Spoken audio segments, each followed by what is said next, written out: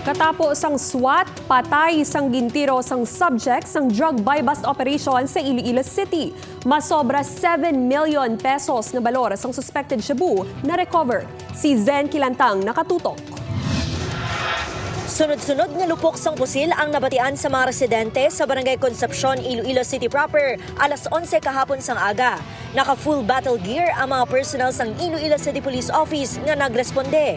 Ini matapos ginpahayag nagbato sa kapulisan ang 52 anyos nga si Glenn Iturriaga alias Bongbong sa ginpatigayon nga drug buy-bust operation sang CDEU.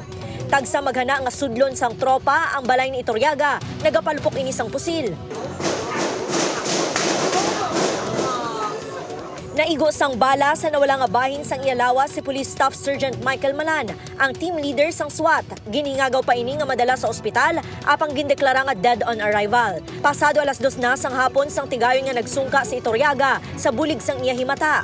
Suno sa CDEU sang nagpakilala na ang police pusher buyer, kag tuyo nga arestuhon si Iturriaga, live-in partner sini nga si Katrina Espinosa, kag Ivan Palmehara. Nalagyo si Iturriaga sa kwarto kag ginpalukpan sang pusilang operating team. Nag-decide ako nga manawag sa bulig sang SWAT kay kami wala man kami sang mga best kay wala kami sang mga shield. That's why nga pakamayo na akong tawagan si Sir Coronica kag i-inform siya sa situation. At the same time si Sir Coronica nag-instruction sa akon nga i-utilize ang SWAT sa aresto sa suspect nga armado.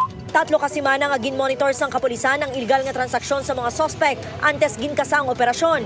Na-recover sa ila ang 7.8 million pesos nga balor sang shabu. Samtang ginakasubo naman sang ICPO ang nadangtan ni Staff Sergeant Malan nga ginakabig sa karon baganihan sa iya serbisyo. Kundi gusto niya nga mapatawag ang syudad sa Iloilo City sa problema naton sa droga. Maayos siya team leader sa SWAT. Siya sa mga team leader ko. Siya yung mga na-respeto mga team leader sa SWAT. So, ang manakadako ang kadulaan ni Malan sa SWAT. Napreso na sadto si Iturriaga sa kaso nga murder suno sa CDEU. Magluwas sa paglapas sa Comprehensive Dangerous Drugs Act of 2002, ginatunan man ang pag-file sang murder o homicide, resistance and disobedience to a person in authority, illegal possession of firearms and explosive, batok sa mga suspect. Upod ka Porkia, Zen Kilantang, One Western Visayas.